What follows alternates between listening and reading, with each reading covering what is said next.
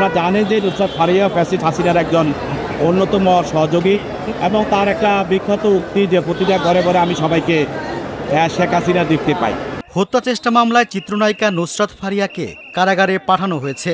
১৯ মে Dhaka metropolitan magistrate আদালত তাকে কারাগারে পাঠানোর আদেশ দেন। এদিন সকাল ৯টার দিকে নুসরাত ফারিয়াকে ঢাকার মুখ্য মহানগর হাকিম আদালতের হাজতখানায় নেওয়া হয়। 10টায় শুনানির জন্য তাকে এজলাসে তোলা হয়। তদন্ত শেষ না হওয়া পর্যন্ত নায়িকাকে কারাগারে আটক রাখার আবেদন করেন তদন্ত কর্মকর্তা এসআই বিল্লাল ভুইয়া। অভিনেত্রীর পক্ষে তার আইনজীবীরা জামিন চেয়ে শুনানি করেন।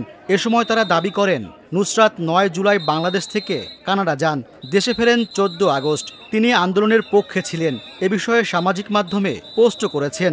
শুনানি চলাকালে কাঠগড়ায় পুরোটা সময় নীরবে দাঁড়িয়েছিলেন নুসরাত ফারিয়া। আমাদের স্পষ্ট বক্তব্য হচ্ছে, আজকে আমাদের যে মামলায় তাকে অভিযুক্ত করা হয়েছে, তাকে কোর্টে আনা হয়েছে, সেই মামলার সাথে জুয়া বা এই অ্যাপ রিলেটেড কোনো সংশ্লিষ্টতা নেই। সেই বিষয়ে কোনো অভিযোগ যদি আসে তৎক্ষণাৎ আমরা তার সদুত্তর দিব।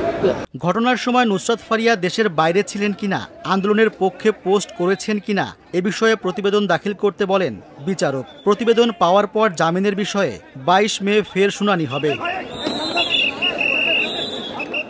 ঢাকা মহানগর দায়রা জজ আদালতের প্রধান পাবলিক প্রসিকিউটর ওমর ফারুক ফারুকি জানিয়েছেন, ভাটারা থানায় দায়ের করা হত্যা চেষ্টা মামলায় অভিনেত্রী নুসরাত ফারিয়াকে কারাগারে আটক রাখার আবেদন করা হয়। উভয় পক্ষের শুনানি শেষে আদালত তাকে কারাগারে পাঠানোর আদেশ দেন।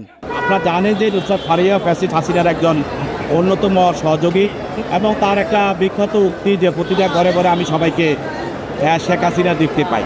আমাদের বক্তব্য হলো যে আমাদের বর্তমান সময়ে যে অবস্থা, আমরা বলেছি যে কেউ দেশে থেকে এবং দেশের বাইরে থেকে ঘটনা ঘটানো সম্ভব। আমরা এতগুলো মামলা, এত আসামি, আমরা সবাইকে কিন্তু গ্রেপ্তার করছি না।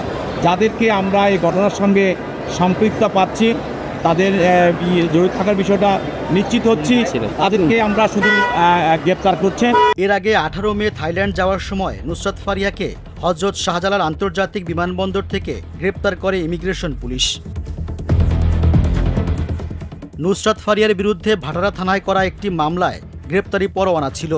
জুলাই গণ অভ্যুত্থানের সময় ওই মামলায় তাকে হত্যা চেষ্টার অভিযোগে আসামি করা হয়।